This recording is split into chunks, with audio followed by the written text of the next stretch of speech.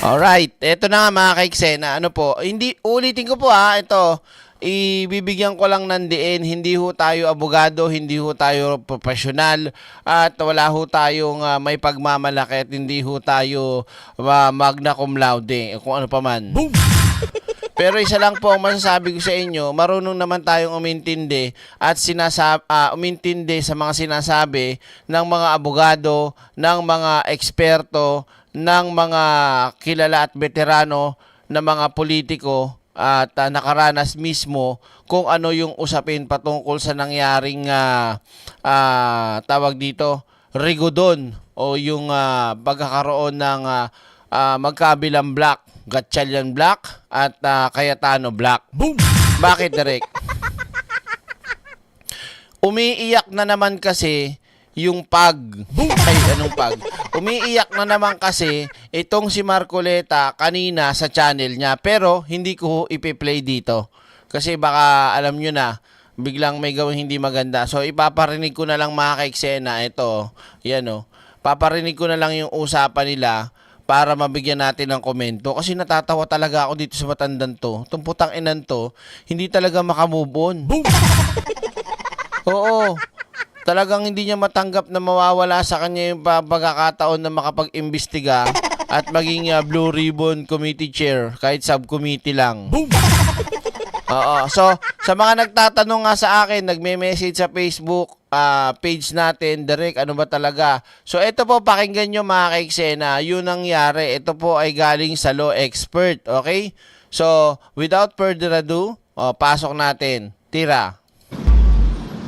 The quorum of 12 is based on majority of 22. This is in full accord with the ruling of the court in Avelino versus Cuenco, that an absolute majority of 12 out of the 23 members can constitute a constitutional majority of the Senate for quorum purposes.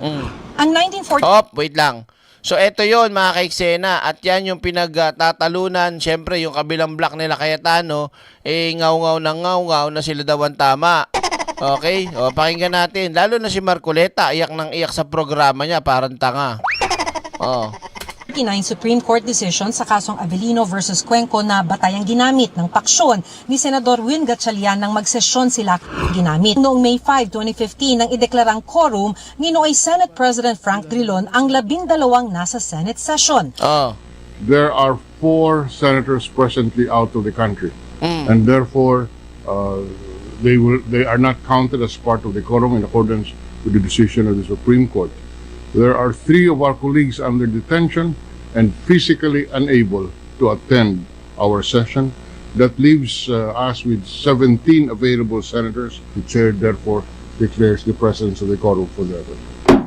Sa Senate roll call ng araw na yon, nasa plenaryo ang magkapatid na sina Senators Alan at Pia Cayetano na hindi umalma sa quorum. Sa desisyon ng Korte Kita nyo mga kaiksena ha, na hi BMBRNP, nandun pa yung dalawang magkapatid na artista. Mahilig magdrama, yung Pia at saka si Alan. Sa nangyari na yon, tas hindi nila maintindihan yung nangyari sa kanila ngayon, di ba? Thank you Shine 791 Good evening din. Suprema doon sa Avelino versus Cuenco, kung saan sinabi na ang quorum ay madidetermine sa number of senators na siyang nasa jurisdiction ng Senado. Kaya po, 24 minus 7, 17 senators ang pagbabasehan ng quorum sa bilang. Ano ba? Kasi ang pinipilit kasi ng mga grupo ni Cayetano at ng ibang mga DD shit na lawyers, dahil daw yung isang nagtatago at yung isang nakakulong, nasa Pilipinas daw, wala naman daw sa ibang bansa. Ang sinasabi nga, yung jurisdiction sa loob ng Senado.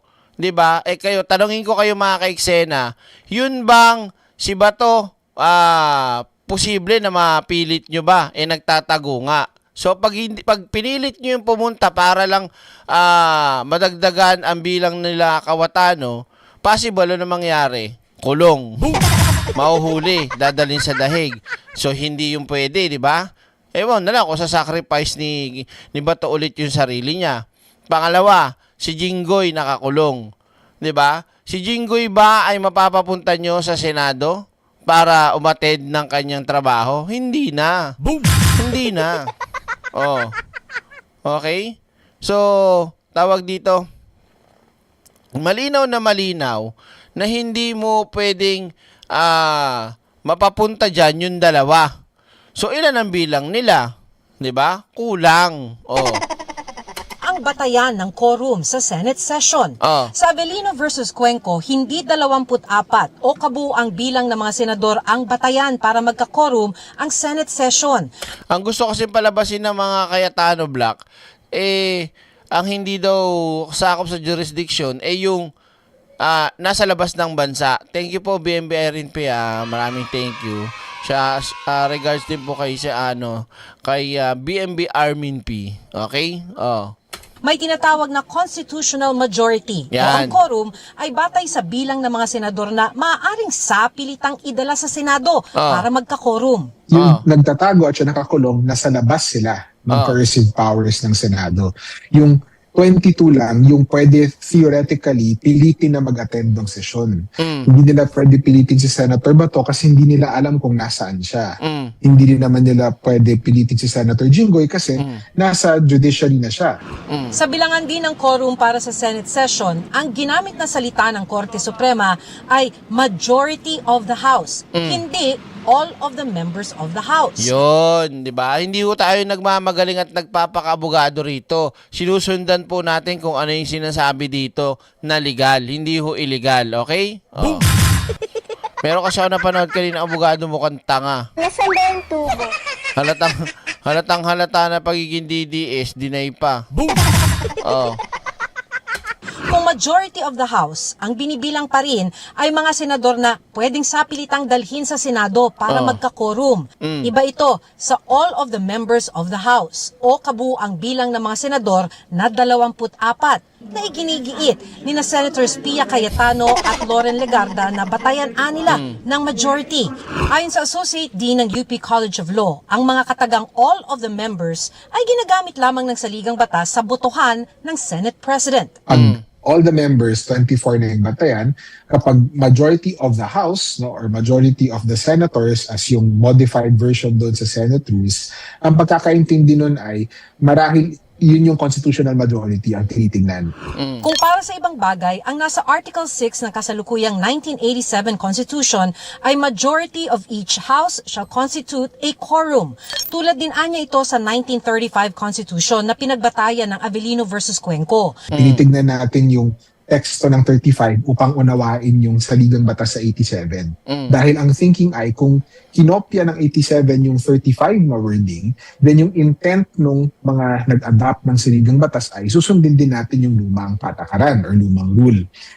In that light, pareho yung teksto ng 35 at 87. Walang material difference ukol dito at least sa point ng quorum. Maki Pulido nakatutok, 24 oras. Hop, hindi pa. Meron pa tayo duduktong dyan. Boom! Eto. So, pakinggan nyo to mga kaiksena. Okay? Paparinig ko sa inyo. Kung ano ang iniiyak ni Marcoleta. Saan tayo makapiright?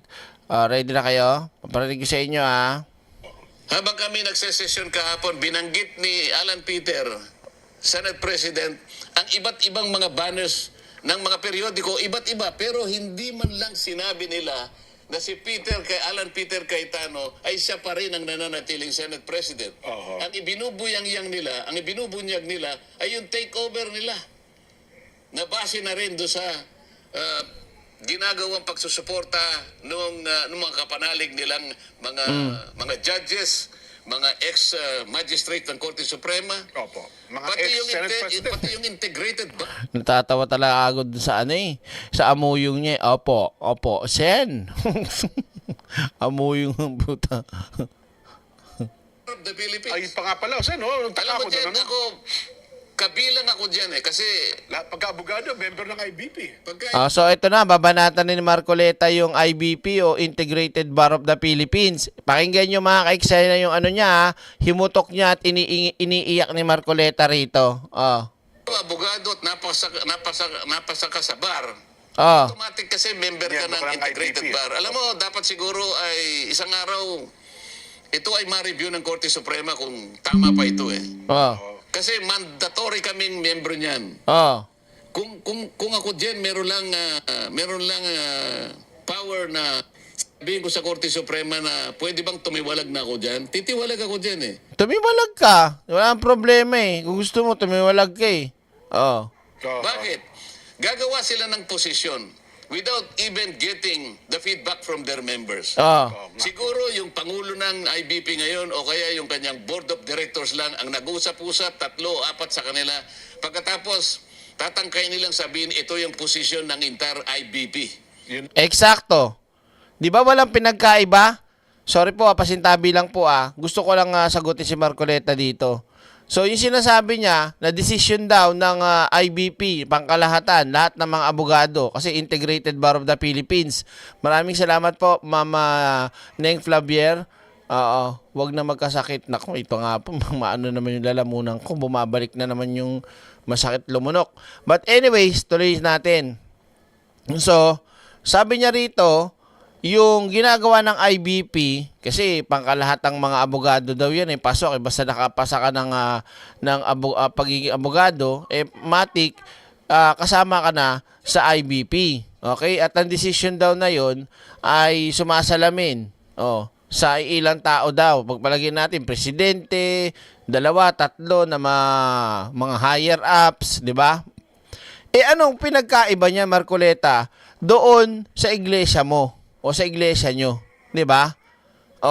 Kasi sinasabi niya rito, yung IBP hindi man lang daw magkaroon na para tanungin yung lahat ng miyembro, yung kanilang opinion, yung kanilang kung sila ba ay disagree or agree. Di ba sa inyo ganon? Pag inutos ng leader nyo, wala na rin kayong kahit anong salita. Pag sinabing gawin nyo to, iboto nyo to, ganito. Nakakapagpaliwanag ba kayo sa leader nyo? Nakukontra nyo ba yung leader nyo? Tignan mo kung gaano ka kupal to si Marcoleta, tangina mo ka. Di ba? Di ba nga kaya nga tinawag na Integrated Bar of the Philippines itong yung mga yan. Hindi naman malalagay ang isang presidente dyan ng IBP kung tatanga-tanga at bobo para maging presidente ng samahan na yan o grupo. Hindi ba? Alam mo maglagay dyan ng bobo. Alagay mo si Sara dyan. O, di na nangyari. Hindi kayo yaya kayo. Di ba? Nga sige na gusto yung palabasin eh. So, binabalik ko sa kanya ngayon. Paano naman yung sa inyo? Kasi marami sa mga miyembro nyo na hindi naniniwala doon sa gustong gawin ng inyong leader. Kahit dito sa live natin, marami nagsasabi. Hindi namin gusto. Wala kami magagawa kundi sumunod. Kahit sabihin namin ayaw namin, kailangan namin sumunod. Loko-loko. Integrated Bar of the Philippines. Kasi nakalagay-lagay, National President, IBP, para bang yun ang paninindigan ng lahat ng abogado? Hindi Sen? to. Yun. Parang yun na yun. Sa inyo. Diba? Kung ano paninindigan ng leader nyo, yun na yun. Paano naging fair yun, diba? Kailanman hindi magiging paninindigan. Sabi ko nga sa iyo, kahit na mga bar plankers, alam nila na yung Abilino versus Cuenco hindi aplikable. Hindi talaga nila matanggap, Hindi talaga nila kayang lunukin yung kanilang katangahan dito. Doktrinang natanghal dyan, doctrine that was established in Abilino versus Cuenco is that any member of the Senate who is outside the Philippines is already outside the coercive jurisdiction of the Senate. Yun, nakita nyo? Yun ang gusto nilang palabasin. Sa kanila, kailangan nasa labas ka lang ng bansa. Ito ang malupit na palusot ni Marcoleta o ano niya dyan. So gusto ni Marcoleta mangyari para masabing out of jurisdiction, nasa labas ng bansa. Yung nakakulong daw at nagtatago, hindi mo daw masasabing out of jurisdiction. Kahit wala siya sa loob ng premises ng Senado, hindi mo siya masasabing out of jurisdiction daw. Bakit daw? Eugene, sa mga bugadong nakikinig po, tingnan po ninyo yung La Carlota cases. Pati yung kaso. Pati yung kaso ng Zamora versus Caballero. Sinasabi dyan, Ah. kapag kayo'y wala sa Pilipinas, Ah. LGU na lang ito dyan. Local Ah, government. ah, ah. Sa Pilipinas, you are outside the coercive jurisdiction of the Sandigan Bayan or provincial, ano yung, Provincial ano board na yung, office. hindi, panlalawigan. Pamahalaan panlalawigan. Opo. O kahit na barangay council. Yan po yung doktrinang in-establish ng Korte Suprema. Aha. Pag wala kayo sa bansa, you are outside the coercive jurisdiction Ah. or order of either the Senate or the respective local government council. So yun lamang po yung doktrina. Wala pong sinasabi na kung 12 ay po pwedeng maging basihan ng quorum. Wala po sinasabi. Ang saligang batas po ang final arbiter. At sa Senado naman po, ang tuntunin ay siya po ang dapat na masunod. Yun. Ah. Baka nandiyan yung ating para Direk, discuss sige. Ibigay mo Ihapon ngayon. natin. Alam nyo ba kung anong gusto isingit dito? Kasi mahaba pa. May papakita silang slide dito at babasahin. Sige, tutuloy ko na lang para mas makuha nyo yung palusot niya rito. Ilang minuto? 5, ayan. Seb. O yan, ikaw nagbasa doon sa party ng Verde, Jen. Ayan o. Palakihin nyo nga yun. Paki-zoom in mo nga yung with 12 senators presented. Yung naka-Verde. Opo. May highlights daw. Pwede paki-zoom yun? Business obsession. Hindi, meron naka-Verde, di ba? Kaya po, paki-zoom mo nga, direct. Para na sa ganun ay mabasa natin. Parehas kami malawang. Yan. Para na sa ganun ay may share natin. Taas mong konti. Para mabasa natin. Magagalit pa yan. Wala, dahan-dahan. Yung nasa Verde, Yan. oo. Explaining that of... Hindi yung nasa Verde lang ngayon, yung with mag-umpisa ka sa with. Ayan, yan na nga po. Gagalit. Gaaway pa yung amuyo niya. Inaaway pa eh. 12 senators present. Oh. The chair declared the presence of a quorum. Oo. Kasi Opo. ginagamit nila yan, DAL 12 eh. Oo. Ah, Tuloy mo. Explaining that of the total membership of 24 senators, 4 senators were out of the country and therefore were not counted in the determination of a quorum. Okay. So, Oh, 4 ang wala, Ah. 24 minus 4, 20 na lang. 20. Ah, So, ano 20. yung quorum? 11? 11 O po. kaya yung 12 pwede na. Oh, kaya nga. So, alam nila yan eh. Yun na nga. Ibig ko sabihin, ang doctrinal issue dito, pag wala ka sa bansa, Hindi ka kasama sa hindi ka bilang. kasali. Pagkatapos, hindi nila alam yung special session na tinawag ni Pangulong Duterte nung nagkaroon ng COVID-19 Opo. na sinasabi ron 12 din ang ito yung binabanggit nila eh. Oo. 12 din. Pakita mo yung isa ngayon, yung naunang binigay ko sa iyo direct. Nakukuha niya na yung gusto niya ipalusot. Pakita. Nakukuha niya na yung gusto niya ipalusot. Doon sa roll call, ang nandun lang 12, sabi niya. Makikita mo yung 12 ang mga pangalan dyan, ano? With 12 senators present, sabi niya sa baba, the chair declared the presence of a quorum. So, 12 na naman, ano? Yes po, oo. Ginagamit nila yan. Senators Angara, itaas mo. Ayan. Senators Angara, Binay, De La Rosa, Drilon, Ontiveros, Marcos, Pangilinan, Pimentel, Villanueva, Villar, and Subiri were unable to physically attend the session. Okay. Opo. Okay? So bakit nila ginawang with 12 senators? Kasi, Jen, hindi nila sinasabi, 8 dyan sa mga binanggit ko, nag-phone pats. Yun! So 8 plus 12, Oho. 20 na naman. Ano yung quorum? Di 11. Kaya 12, tama na. So, mobra pa ng isa. Yan po yung yan ang hindi nila po sinasabi sa inyo. Yun! Dinakuha niyo na mga kaiksena kung anong pinupunto ni Marcoleta. Okay? Yung pinaglalaban nila, pwede ang ponpats. O pwede yung kahit hindi physically na nandoon. Nasaan ba yung tubo? Gusto nilang isama pa rin si Bato at si Jinggoy. Pero ito nakakatawa mga kaiksena dito sa putang ina si Marcoleta. may special session na sinabi daw o pinainuto si Duterteng matandang fentanyl. Ang tanong ko, may COVID nun eh, di ba? Eh ngayon, may COVID ba ngayon? Nasaan ba yung tubo? Hindi niya ang bobo. Putang. Ipipilit niya talaga yung gusto nilang gawin eh. Yan na yun eh. Basang-basa mo na yung plano talaga nila mga ka-eksena, di ba? Kaya nga nagkaroon ng debatehan sila, di ba? Ay, wala palang debate. Gusto kagad botohan. Para may sakatuparan nila yung gusto nila na online. Na makaboto kahit wala doon sa Senado, yung mga kasama nilang makukulong at nagtatago. Gets nyo na? Boom. Kaya pinipilit nito mga putang ng mga Kawatano Black na sila ang tama. Kasi sa ending, ipapasok nila yung may phone patch na nangyari. Eh maliwanag pinarinig ko sa inyo itong video na to, di ba? Ang sinasabi dito, sa jurisdiction ng Senado. Okay? Kasi hindi mo nga pwedeng pilitin yung nakakulong para pumunta sa Senado. Nakakulong nga eh. Special treatment.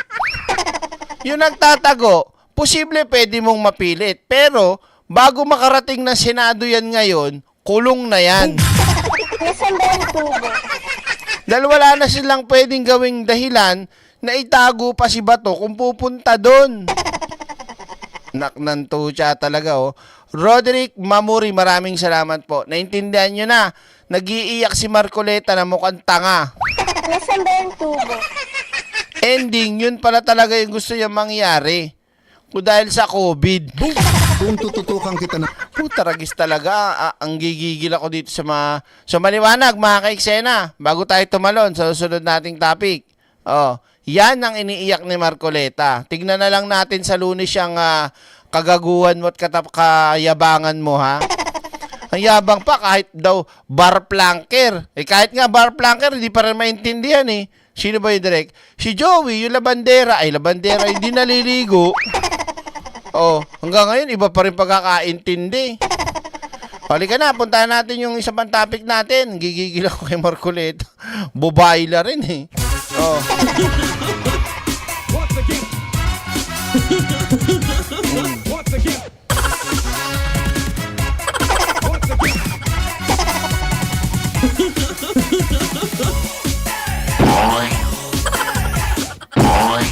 Wait lang, sabi ni Chupriti, alam mo direct pansin ko, si Marcoleta nagiging gahaman siya sa kapangyarihan since naging senator siya, pero palpak lahat ng mga pinagsasabi niya. Totoo naman yung sinasabi mo. Talagang alam niyo yun, lumaki ng sobra yung kanyang ulo, parang may hydrocephalus. Nasaan ba yung tubo? So, eto na mga ka-eksena, dumako na muna tayo dito kay Erwin Tulfo. O, ano meron? Eto na talaga yung gusto kong, inip na ako, pero masarap mo ng pumetiks-petiks kasi Sabado, Linggo, paypahinga ng konti, di ba? Kasi sa Lunes, mga ka-eksena, nagbabala si Erwin Tulfo, asawa ni Babalu. Okay? Ipapa-aresto at okay na sana yung salitang ipapa-aresto eh, yung magsasagawa ng peking hearing sa Senado. Kaya lang, medyo nagulat ako sa sinabi ni Erwin Tulfo. Kekwelyuan niya daw si Alan Cayetano. Kahit ikaw daw o kahit dati ka pa daw speaker, dating matagal ka na senador, kongresista, wala daw siyang pakialam. Si Erwin Tulfo daw mismo kekwelyuhan at kakalad ka rin palabas. Nasaan ba yung tubo? Tibay, ano? So, tingnan na natin kung ano katotoo yan sinasabi ni Erwin Tulfo. Tira. Kagabi po, Luzon, Visayas at Mindanao. Nagbanta si Senador Erwin Tulfo na ipaaresto ang sino mang magsasagawa umano ng tinawag niyang peking hearing sa Senado.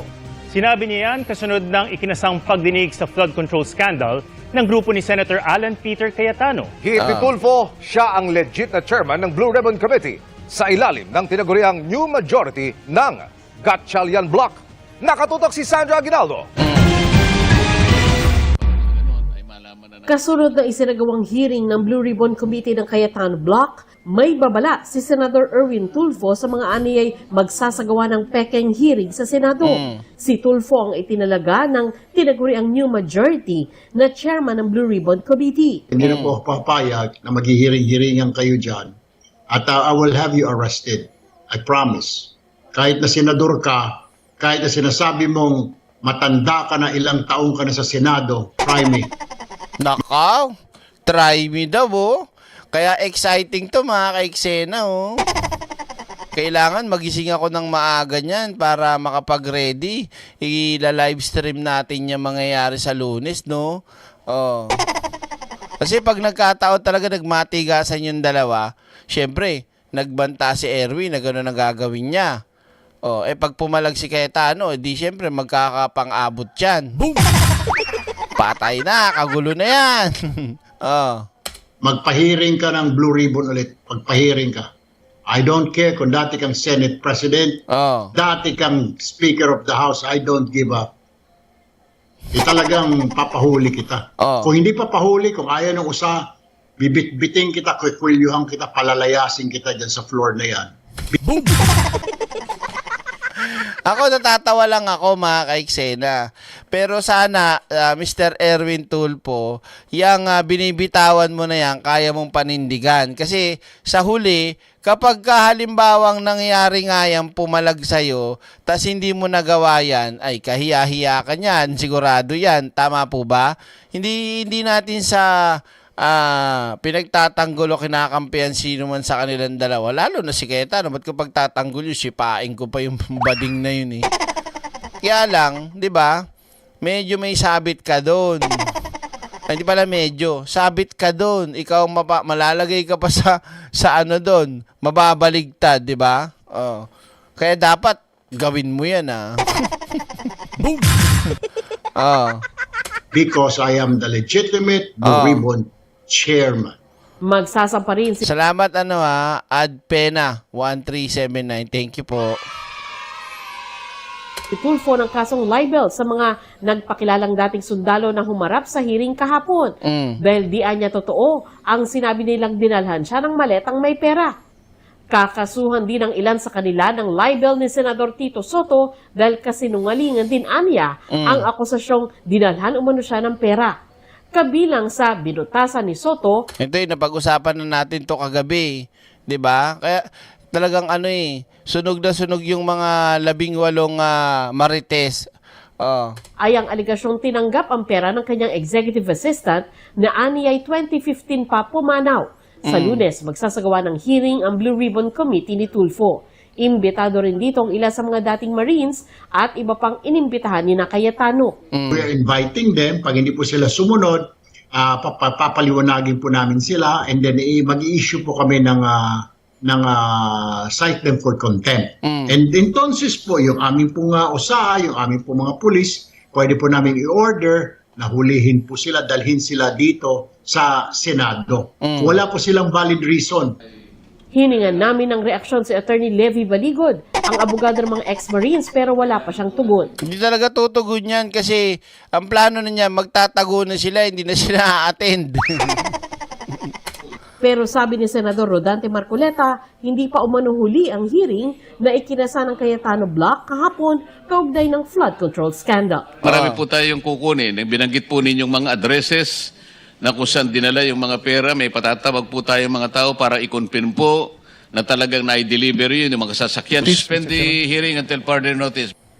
Naka-adjourn sinedya na ang Kongreso hanggang July 26. Sa July 6 naman, inaasahan ang pagsisimula ng impeachment trial. Bago yan, napapag-usapan ngayon ang pagkakaroon ng special session ng Kongreso para matapos ang ilang priority measures, pati na rin ang nabinbig trabaho ng Commission on Appointments. Sa gitna ng marami pang trabaho ng Senado, wala pang nakikitang solusyon sa girian sa liderato nito. I'm willing to talk to anyone, including the 11, to find common ground. But ilalabang ko yung tama. Wow! Nasaan ba yung tubo? Diyan ako bisit na bisit sa putang inan to eh. Yung nagpipiling talaga niyang siya yung the truth. Kahit nagpapanggap naman na hindi siya truth. Nako, Diyos ko po.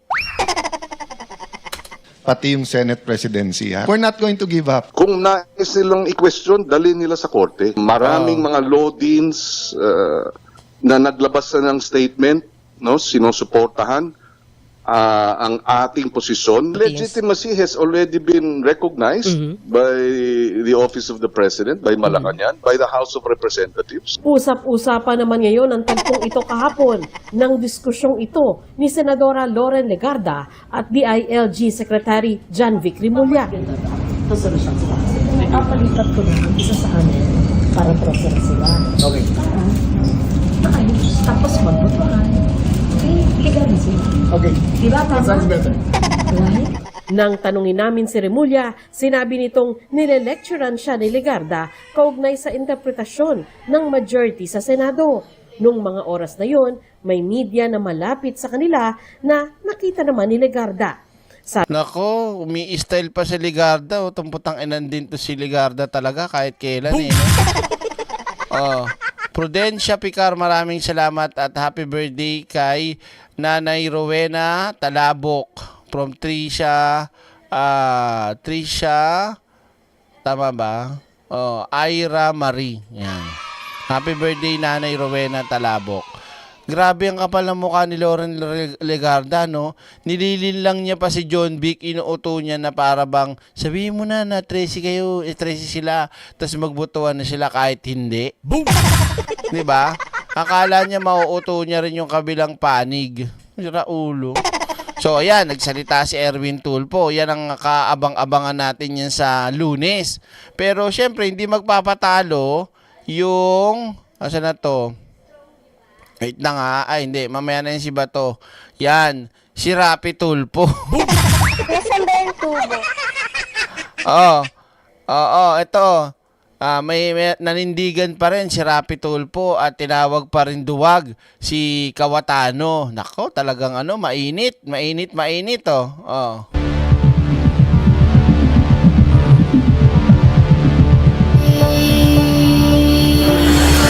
Duwag pa rin siya. Duwag pa rin siya, sabi ni Corina. Cayetano. Kasi alam mo, yung mga galaw ni Cayetano, pambading talaga eh. Oo, na yung, di ba, sa mahilig magsabi, ano gusto mo? Mga ganun, pero kung totoo, naninindak lang yung bading na yun eh. Oo. Yan ang pasaring ni Senador Rafi Tulfo kay Senador Alan Peter Cayetano. Naan niya ay hindi marunong tumanggap ng pagkatalo. Ang kapatid naman niyang si Senador Erwin Tulfo, ihahabla ang mga dati umanong Marines na sumipot sa pagdinig ng Cayetano Block sa flood control scandal. Ang detalye sa agenda report ng ating kasamang si Pinky Webb. Press conference lang siguro para hindi naman sila sumamanlog. Ganito inilarawan ni Senator Rafi Tulfo sa On Point ng Bilyonaryo News Channel ang ginawang flood control probe ni na Senador Alan Peter Cayetano nitong Huwebes. Baka sabihin, unparliamentary naman itong ginagawa ko, calling them bogus, when in fact they're still senators. Saan niya ay press conference, dinawit ang kanyang kapatid na si Senador Erwin Tulfo sa kickback scheme. I talked to Erwin about that and dinina niya, as a matter of fact, sabi niya, magdidemanda raw siya.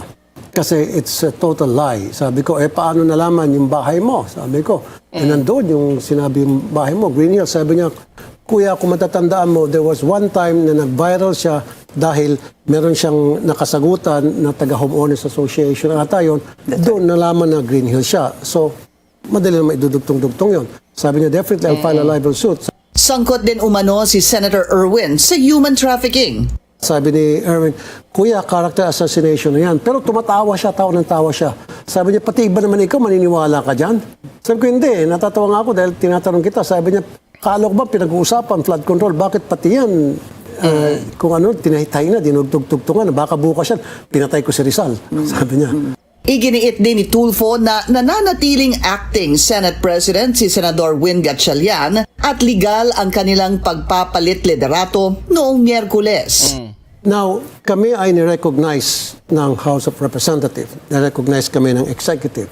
And then meron tayong jurisprudence na tumutugma doon sa ginawa namin, yung Supreme Court.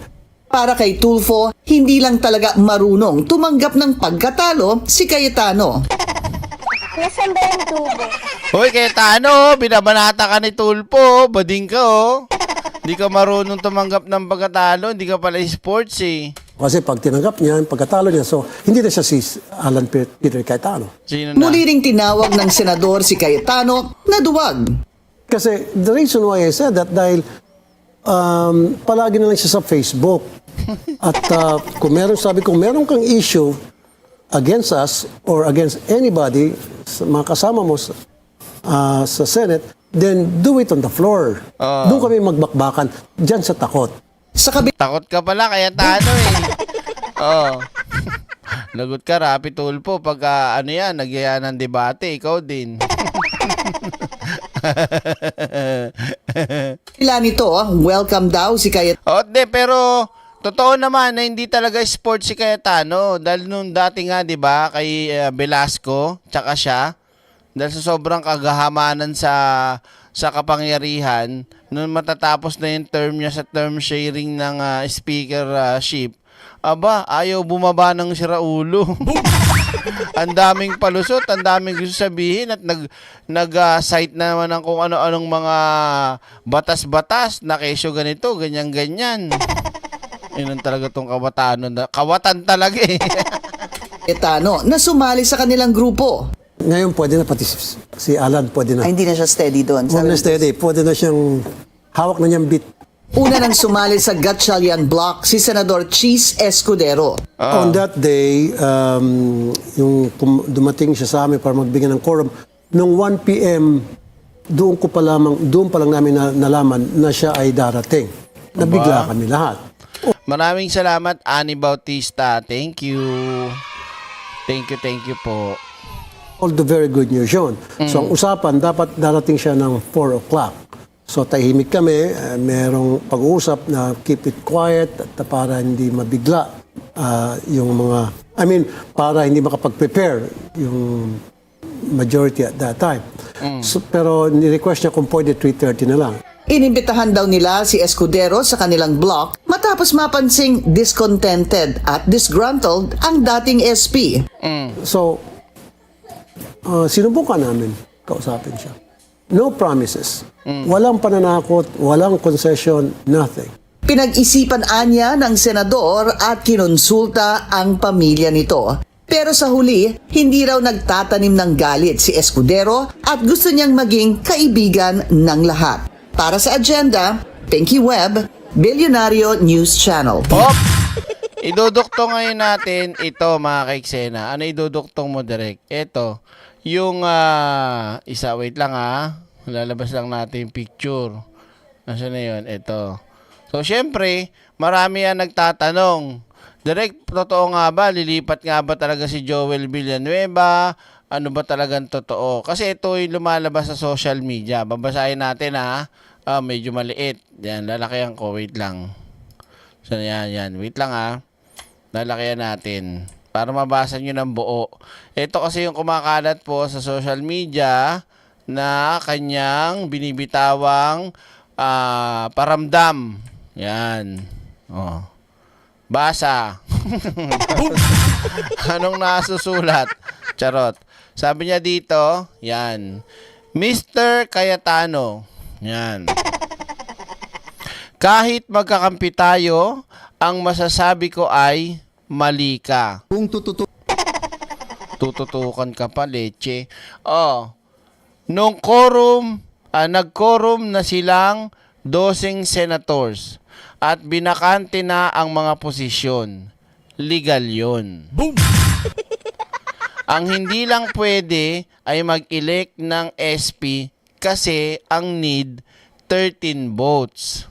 Ano pa sabi, Direk? Hindi natin pwedeng ipilit yung gusto natin kahit illegal.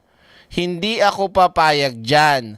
Parang ikaw na lang nagdidikta ng lahat Nasaan ba yung tubo? Subscribe na agad sa channel na laging may aral. Totoong kwento, totoong usapan. Direk Freddy laging may kaalaman. So maliwanag, mga kaiksena.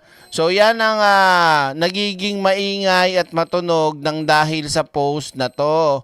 Kaya posible na isa si Joel sa lilipat at may isa pang babae. Boom! Nako, sino kaya yung babaeng naiisip nyo na baka lumipat? So abangan natin yan mga ka-eksena sa mga susunod na araw. Okay? At duktong na rin natin ito. Ano yan, Drake? Yan. So eto na nga mga kapatid, mga ka-eksena. Asa na yun? Yan. Marami po ang kumakalat na naman din sa social media na kung saan si Bato daw ay namataan na nakasakay ng yate. Subscribe na agad sa channel na laging may aral. Totoong Oo, at ito po ang maingay na balita ngayong araw na to. Pero ayaw kumpirmahin ng NBI yung sinasabing balita na yan dahil baka daw ito ay pampalito lang. Oo. Love the Philippines. Maraming salamat po. Thank you. Salamat po sa inyong pa-super chat. Ito na. Mga pakinggan natin. Sari-saring report na ang natanggap ng NBI tungkol sa umano'y kinaroroonan ng puganteng si Senator Bato de la Rosa. Ngayon naman, isa sa pinakabagong ulat ay namataan siyang sakay ng isang iyate. Live mula sa Pasay City, nasa frontline na balitang yan si Gio Robles. Gio, ano pa mga impormasyon kaugnay dyan? Julius, sa kumakalat nga na impormasyon na mataan umano si Senator Bato de la Rosa na sakay ng isang yate. Pero paglilinaw ng NBI, bineberipika pa nila yan. Higit 3 linggo na mula nang pumuslit sa Senado at magtagong muli si Senator Bato de la Rosa na itinuturing ng pugante ng National Bureau of Investigation. Hanggang ngayon, patuloy ang paghahanap kay Senator Bato ng mga otoridad. Isa raw sa mga kinukumpirma ngayon ng NBI ang kumakalat na impormasyong sakay ng isang yate si De La Rosa. Natanong si NBI Director Melvin Matibag kaugnay sa unverified info na papunta raw si De La Rosa sa isang hindi tinukoy na probinsya. Check pa natin. Hindi ko pa nakita yan eh. Wala po. Yung post na po yan. Baka kasi nililigaw tayo, ay maingat tayo. Pinaaresto si De La Rosa sa bisa ng arrest warrant mula sa International Criminal Court.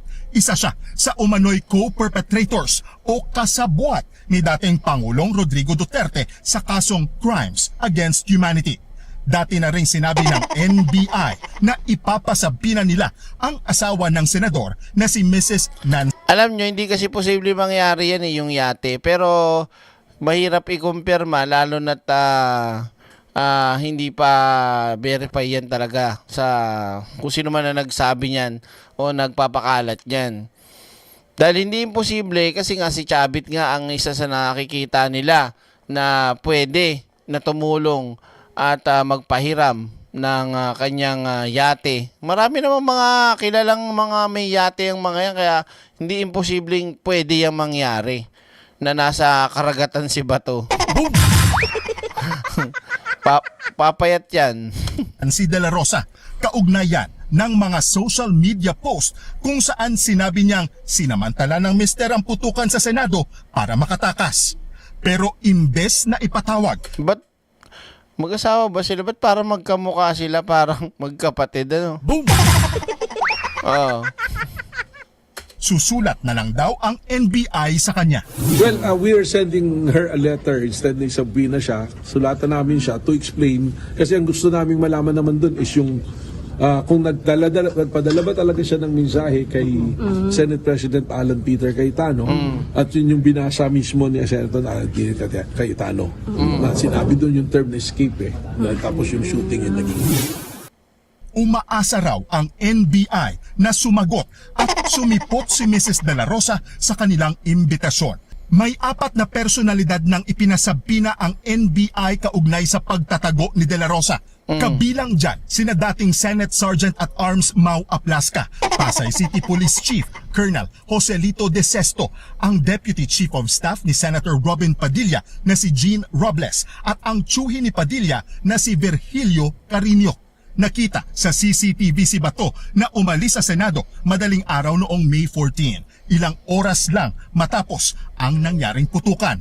Kasama niya si Senator Padilla at ang kanyang aide na si Robles. Napag-alaman na sakay ng police vehicle si De Sesto na umano'y nag-escort sa sasakyan ni Senator Padilla.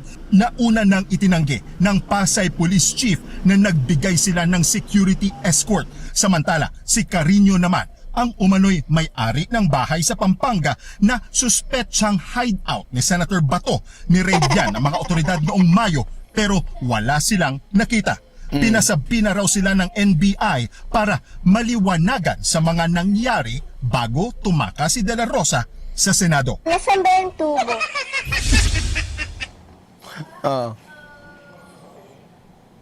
Nitong Lunes pa, inaabangan sina Aplaska dito sa NBI. Inabot na tayo ng Biyernes pero walang sumipot ni isa sa kanila. Pero ayon kasi sa NBI Cybercrime Division, sa susunod na linggo, next week na sila inaasahan dito sa NBI, either June 10 o 11. Julius. Grabe ka pala mukha ng mga iniimbitahan ay pumunta, no? Dahil napunta tayo kay Bato, mga kaiksena, idediretso natin yan dito. Kanino direct? Babalikan natin si wait lang ito. Nako. Maingay at matunog din sa social media, mga kaiksena, na sinabi ko nga kanina si Joel Villanueva ay posibleng lumipat sa majority ni Sherwin Gatchalian. Kaso ang problema ito. Ano yung direct? Matunog din ngayon, mga kaiksena, na si Joey Villanueva ay susunod na kay Jinggoy. Subscribe na agad sa channel na laging may aral. Totoong kwento, totoong usapan. Hindi. Pakinggan natin kasi ito yung sabi sa balita eh. Okay? So, posible daw na ang susunod na kay Jinggoy ay si Joel Villanueva. Pakinggan natin dito sa Totoo Lang. Marami kasi sa group chat nagtatanong, ba't daw naging issue yung t-shirt ni Senator Jinggoy? Yun yung magkasya, yun ba yun? Damit? Ayon sa PNP-CI DG Jovi, wala daw XL or mas malaki nakakasya. Okay. Paunahin muna natin yung issue ng t-shirt ni Jinggoy. Kasi nga, yung sa balita, di ba, pinatong lang yung damit, hindi sinuot. Wala daw XL. XL lang si Jinggoy, ang laki-laki nun eh. Ako nga, 2XL eh. Mga 4XL na yun si Jinggoy, no? Kay Estrada, no, kaya ipinatong na lamang yung t-shirt. Though nakita naman natin kay Secretary Bonoan, may kasya naman sa kanya. Though yun nga kay Estrada ipinatong na lamang. Pero syempre pag nung nakita natin medyo malaki-laki din naman yung shirt, and mas maganda siguro kung naisukat muna. Siguro yung kailangan lang natin confirmin. Pero yes, yung nakita natin yellow kasha naman, di ba? Yung na-cover mo sa naka-yellow sa kasha naman. Walang kasha sa orange or wala silang reserve ngayon o walang stock ngayon? Hindi na pagandaan siguro. Wala raw size, Chiki. Walang ganun pero size talaga. Okay. Yes. Hindi, ang alam lang natin parang walang available na size. Walang size that time. Yes. Pero yung yellow... Yes, pero yung yellow na BJMP uniform, yes, ay may suot-suot siya. Ayan, nakikita ninyo sa inyong screen yung putok na putok, body fit. Body fit kay Jinggoy. Tingnan niyo yung mukha nung isang guard yung nakakulay blue. Tingnan niyo yung mata kay Jinggoy. yung PJMP uniform. Okay. And kahit kahapon, doon sa kanyang graft case, suot-suot niya pa rin yung uniform na yan kahit hindi siya personal na humarap doon sa 2nd Division. Okay. Yung suot pala niya na yung hindi kasha, hindi yun orange Charmaine yun Ay, Charmaine! Nga pala, updated na. Pinapaalala ko lang sa inyo lahat. Color? Charmaine. Ito mga kapatid ko to, baklang-bakla na naman to. Naku, ay tandaan mo yung Charmaine na nalilito yung tatay ko eh. Correct. Alam mo, Jovi, Chiki at Masay kahapon yung usapang Charmaine, di ba usapan niya ng palitan ng pangalan. Na-confirm natin kahapon na may similar case pala itong palitan ng pangalan kay Senator Jinggoy Estrada. Kasi yung pangalan niya pala Iba pala yung pangalan niya. Ang pangalan pala niya ay Jose Pimentel Ejercito. Yes. And he asked for it to be legally changed to Jinggoy Estrada around political 90s. So reasons. it kind of remind me of that. Of Charmaine. Tingnan mo. Charmaine. Pwede talaga mag-change. Pwede mag-change. May karap. Bilisan nyo, inaantay namin yung kay Joel. Di ko kasi maputol eh. Yan kasi yung unang part eh. Oh. Patan talaga tayo dapat sa pangalan. Google niyo yan mga kapatid, yung prutas na orange. Yes. Yun pong trending. Oo, Yung nagva-viral na video. Baka malito kayo. Yung last question ko sa Arles ay medyo nakakatakot itanong kasi it will affect and may spell yung magiging next kabanata or book ng Book 3 na ba book ito? 2 ng ng Senate serye. Wala bang balita kung ano ang pwede mangyari diyan next week? Meron na bang balita ng next arrest ng VIP?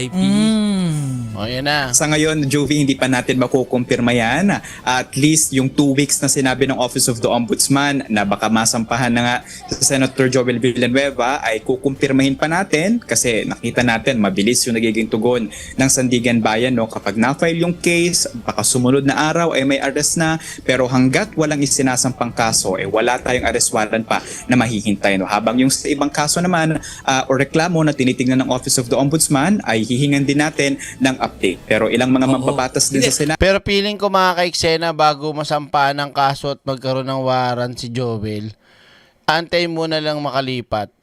Nasaan ba yung tubo? Tapos kapag tawag dito, magkawarrant at sinaresto na. Yan. Ay pagka nakalipat na nakaboto na boto na si Gatchalian bilang SP na talaga, saka lalabas yung Nasaan ba yung tubo? ang sakit na, no? Yung kay Marcoleta, gusto ko. Yung kay Marcoleta, sana lumabas na magkawarrant na. Nado ang Actually, kasangkot doon. Bilang ito yung SKL at share ko lang naman segment sabihin na kasi natin na sinabi kasi about 2 weeks ago, 'di ba, na kung meron mga lumalakad na mga papeles aside from Senator Jinggoy yung kay Senator Joel Villanueva. Yes. So wala pa or less anything about doon sa pagpalo nung kaso niya. Wala pa tayong any update on that, Jovi. So, first week after nung press ko ni Ombudsman Boying Rimulya, ito first week to. So next week titignan natin kung ma-file na yung sinasabing kaso, and if not, we will wait for another week or another day hanggat mabuo nga ng Office of the Ombudsman yung kaso niya. Oo. Kaya natin yung tinatalakay dahil kumakalat si 13th eh. Oo nga. Kailangan sino ba yung pang 30? Tapos, pero ito po ay sinasabi na namin na yung mga kumakalat na quote from Senator Joel Villanueva ay lumalabas sa hindi accurate sa ngayon. So, wag muna kayo maniwala doon. Let's wait kung ano yung kanyang magiging next move or kung Official statement. Official statement. Dahil ang katotohanan ay hindi pa naman updated yung kanyang mga social media accounts ng anything. So parang ang napakatahimik ngayon ni Senator Joel. Super. Ilang weeks na. Pwede na natin sabihing saradong isang linggong tahimik. Yeah. Diba? So hintayin natin kung sa kanya magagaling ang mga pahayag or kila artist manggagaling. So hintayin talaga natin mga kaiksena. Hindi natin kinukumpirma na magkakaroon na ng warrant si Jinggoy. Pero basta maganda, matapos muna natin ang problema sa Senado na makumpleto, maging 13, maging 16. Yan kasi yung maingay na umiikot sa social media na dadami ang nasa Gatchalian Black na tinatawag. Okay? At bago tayo magtapos mga kaiksena, lahat naman ay ipakita ko na. Lahat na nayan ako na. Ito, may isa pa. So, idagdag natin to. Okay, Malacanang, hinamon ang mga ex-marites na ipakita muna nilang ebidensya ng kanilang mga sinasabing akusasyon.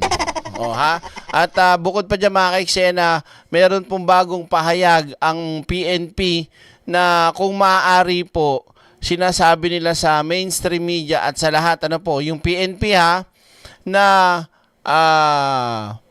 wag hong tawaging Marines, ex-Marines, itong 18 marites na sinasabi. Kaya akong tawagin Bakit daw direct? Bukod sa dishonorable discharge itong mga to, sila ay nagtrabaho nagtrabaho kay Saldico, kung ano mang ano yan, nang hindi na sila mga lehitimong Marines, 'di ba? Sila ay na-discharge at sila ay ordinaryong individual na lang na pumasok sa trabaho ni Saldico. Nakukuha nyo? So, hinihiling ng PNP na wag dungisan ang salitang Marines o katawagang Marines at wag idikit dito sa mga fake news at sinungaling na 18 marites. Legit po yan mga kaiksena. Yan po ay pahayag ng tawag dito, PNP. Hindi ko lang natanda kung anong pangalan. Kalimutan ko. So ito na ngayon ang hamon ng Malacanang o ng Palasyo. May hamon ng Malacanang sa ex-Marines na dating umanong tauhan ni dating Congressman Saldico. Tinawag rin silang obstructionist dahil hindi lang mga personalidad ang apektado sa pagpapakalat nila ng maling impormasyon, kundi ang buong bansa. Yan ang ulat ni Clayso Pardilla.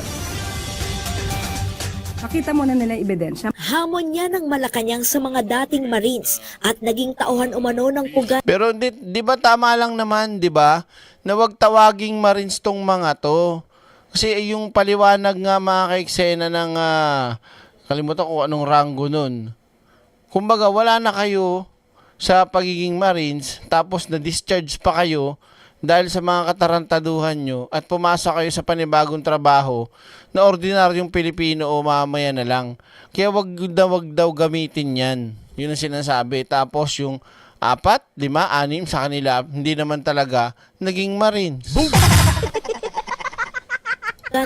At dating Congressman Saldico na kinaladkad ang pangalan ni Pangulong Ferdinand R. Marcos Jr. at unang pamilya sa maanumayang flood control scam. Sa ginawang Senate Blue Ribbon Committee ng Cayetano Block na tinawag ng bagong mayorya na bogus hearing, naghatid umano ang mga dating Marines ng mali-maletang pera sa Ilocos. Pero ang alegasyon na yan, mariing pinabulaanan ng Malacanang. Dali kasi magturo.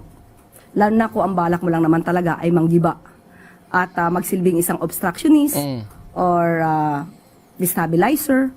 So dapat patunayan nila, bigyan nila tayo ng dokumento at hindi yung salita lamang. Matapos ang In fairness, ang ganda ng kilay ni Atty. Claire dyan Nagpakilay ka, Atty. Claire, no? Bigyan tayo ng dokumento at hindi yung salita lamang. Matapos ang pagdinig, panibagong paratang ang ibinato sa punong ehekutibo. Etong 11 nagmi-meeting to with Malacanang. Ang hilig talaga magsinungaling talaga niyan, ano?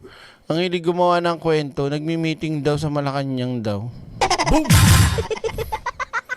Tanginan to, kaya ka napapanot ng ganyan, sinungaling ka talagang hayop kay.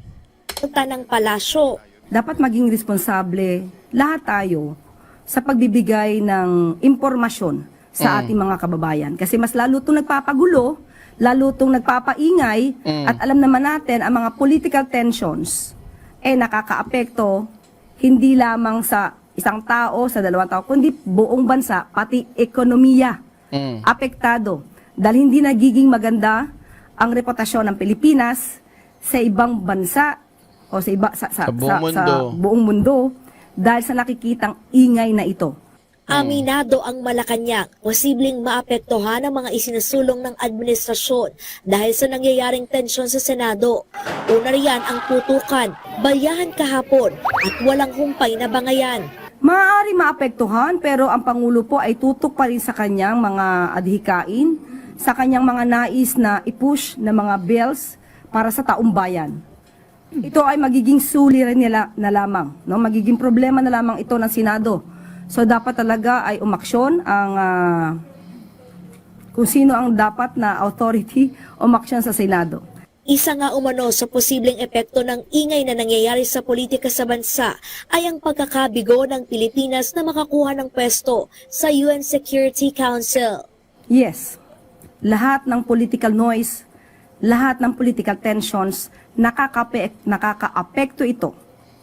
At ito ang nakikita ng buong bayan at buong mundo sa impression dito sa Pilipinas. So, nagiging negatibo dahil sa mga ingay na ito, na karamihan naman ay mga obstructionist katulad ng pag-describe ng Pangulo.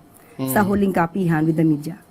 Kalezal Pardilia para sa Pambansang TV sa Bagong Pilipinas.